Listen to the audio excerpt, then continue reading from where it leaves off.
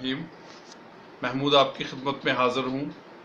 امید ہے کہ آپ کے رمضان ماشاءاللہ سے بہت اچھے گزر رہے ہوں گے۔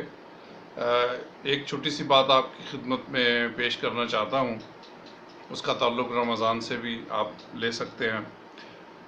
پچھلے دنوں ایک خبر تھی ٹی وی میں، حامد میر صاحب نے اس پہ پروگرام بھی کیا کہ سن 2040 میں پاکستان کو پانی کی شدید مشکلات کا سامنا کرنا پڑے گا، بلکہ شاید دنیا کے 33 ملکوں میں اس کا شمار ہو جائے گا جن کو پانی کی شدید مشکلات ہوں گی۔ اور دوسرا اس کے ساتھ یہ بھی انہوں نے بتایا کہ پاکستان کے ساتھ ہی بنگلہ دیش اور انڈیا بھی ہے، جبکہ وہ اس فہرست تک نہیں پہنچ پائے۔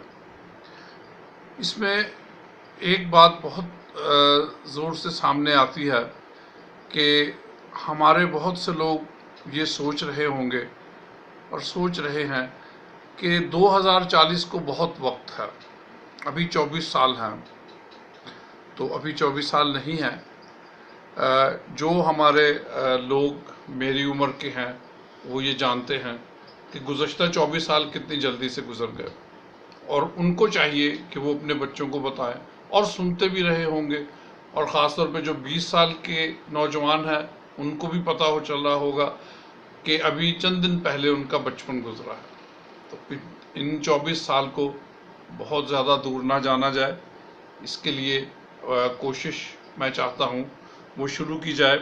ابھی پچھلے دنوں ہی میں نے ایک ویڈیو پوسٹ کی تھی جس میں ایک خاتون کو برتن دھوتے ہوئے دکھایا گیا ہے، اور ساتھ میں بتایا گیا ہے کہ پانی کس طرح وہ کم سے کم استعمال کریں۔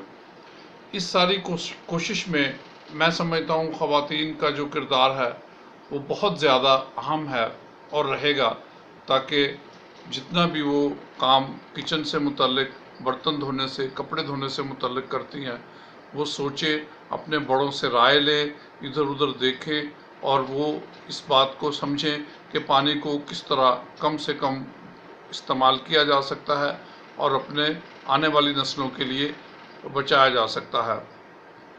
کسی کی بھی یہ خواہش نہیں ہوتی کہ اس کو کوئی چیز زور دے کے کہی جائے۔ ہمارے ہاں بہت یہ چلا ہوا ہے مار یا پیار، بہت قوم کو اس بات کو سکھایا گیا، اور میں اور آپ کوئی بھی نہیں چاہیں گے کہ پاکستان کی گورنمنٹ یا پاکستان میں پانی کا ریٹ فکس کر دیا جائے، اور پھر ہم سب لوگ ایسے ایسے طریقے ڈھونڈ لیں گے پانی کو بچانے کے، بل کو بچانے کے۔ میں چاہتا ہوں، اور آپ بھی چاہتے ہوں گے، کہ بل کو نہ بچایا جائے، دل کو بچایا جائے، دل کو اس طرف لگایا جائے کہ ملک کے لیے سوچے۔ اور اس سے بھی بڑھ کے، ملک سے بھی بڑھ کے ایک اور چیز ہے، اور وہ چیز ہے کہ حدیث نبوی ہے کہ اگر آپ نے سمندر کے کنارے بیٹھ کے بھی وضو کرتے ہوئے پانی زیادہ استعمال کر لیا تو اس کا بھی حساب ہوگا۔ اگر آپ کو یہ بات پسند آئے تو ضرور شیئر کیجئے، اور اس کے ساتھ دوسروں کو اس پہ عمل کرنے کا بھی کہیے۔ اللہ حافظ۔